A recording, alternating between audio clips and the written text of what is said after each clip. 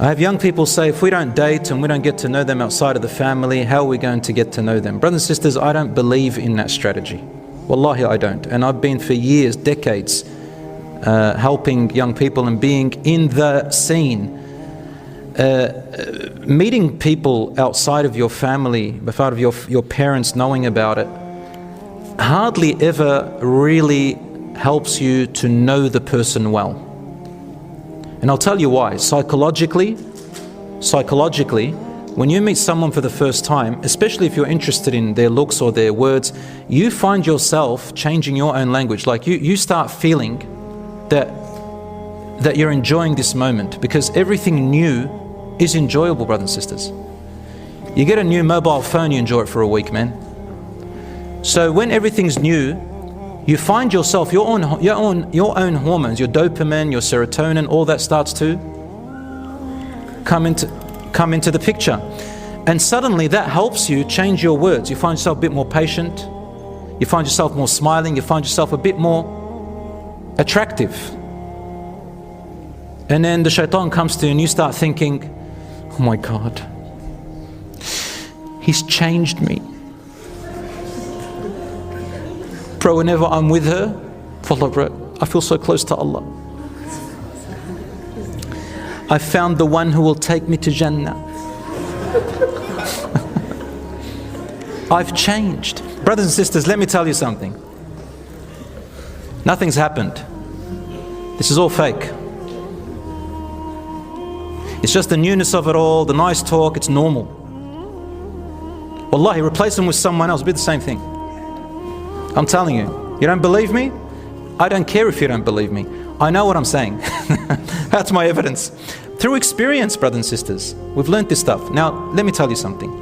You'll know a little bit about them. The most you're going to know about their music or their genre, what they like to read, their personality. They're funny, they joke, they like going to the beach, or they like going skiing, or they like horse riding. It's this superficial stuff that you're going to be sitting there talking about. That's all I've seen in young people when they meet outside. It's all about fun, joking, talking about superficial things that don't really matter for your marriage.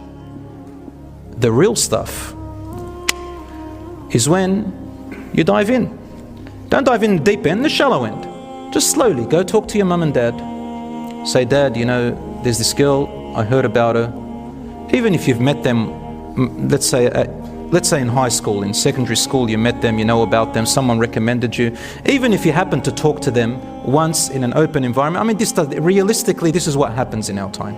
All right, just avoid any haram interaction, such as being secluded alone in a room together, such as starting to talk stuff that really now is unnecessary. It's not really the talk that you should be talking. You know, I'm talking about flirtatious talks, pick-up lines, and acting like you're all pious but you're not, and you're just showing the nice side of your face and the nice side of your body, or whatever it is. These things you know yourself.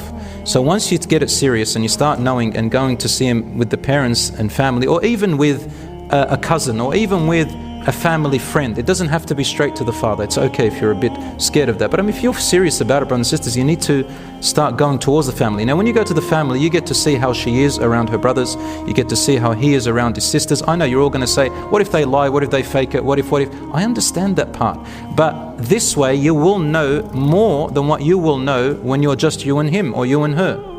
You will know a little bit more. I'm just saying it's a collection of things. This next step is to go and see how family dynamics. You're going to have kids, inshallah, and those kids are going to be in their family, the grandfather and grandmother and the uncles and aunts. What are they like? How is their situation going to be?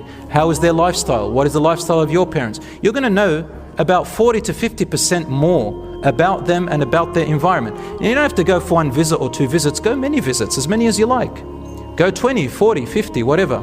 Insha'Allah. Along with that, you do your research on outside of the house. Ask about them. Check their social media. Ask friends. Do your research. Get someone else to ask about them. What are they like? What's their past like?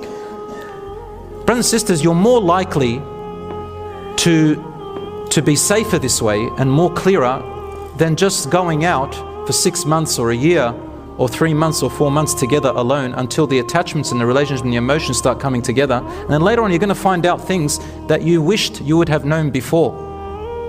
You're not the same around this person as you are around your family, around your friends, around your brothers and sisters. I know a brother, He regretted big time. He got to know this sister through a cousin, and he thought before going to the father, because too serious, man, I'll go and meet her. Where did he meet her? She goes to a uni, certain university. There was a barbecue day and he went over there and met her, or some other event. And they established connection, they exchanged each other's social media accounts, and just kept going until they fell in love. It's not really love. Love comes after you get married. These are emotions, right? Emotions, but not real love. Love is when you're there for each other and there's ups and downs and you've really known each other. It comes to the point where you've come really your strengths and weaknesses and your nice and ugly side, and everything about you is now together, and you're there for each other, and you've established those memories over at least 2 years, 3 years, 4 years. Love starts to come in if it goes well. But before that, brothers and sisters, it's just newness. So you've got to look at what matters for the marriage. Use your brain. So with the father, for example, or the uncle or the aunt or the mothers, you get parents to also ask on your behalf. So let's say, for example, that the girl has something to say, but she's too embarrassed to say it. She can say to her mum, look mum, this, I've had this type of a life, for example, this has happened. Can you maybe have a talk to my dad? He can talk to his dad and maybe they can talk about it. Or maybe the brother, he wants to say something to her but he's embarrassed, so he can talk to her father instead, masalan, or get his father or someone to talk to her father. The point is, the more people you have around you, the easier you're going to be able to talk about things that are really necessary, inshaAllah. Plus you get the advice of your parents. It's better for everybody to have a look, inshaAllah, and see the situation, rather than just you and them. Wallahi, I've done many marriages for people who have been together for a very long time, and after I've done the marriage and things got serious, subhanallah, they didn't really last very long. And you think to yourself, you've been together. Wallah, I did a marriage once that they were 21 years together, but not married. 21 years. Wallahi, after I did the marriage, 2 months later they became divorced. So knowing each other, even living together in outside of halal, doesn't really solve everything. And then there's that 30-40%, 20%, let's say, that you're going to leave. You can say, oh Allah, tawakkaltu alayk. Nothing is perfect. Now I went on a tangent, but anyway, that's basically a little bit of advice that I wanted to say to my younger brothers and sisters.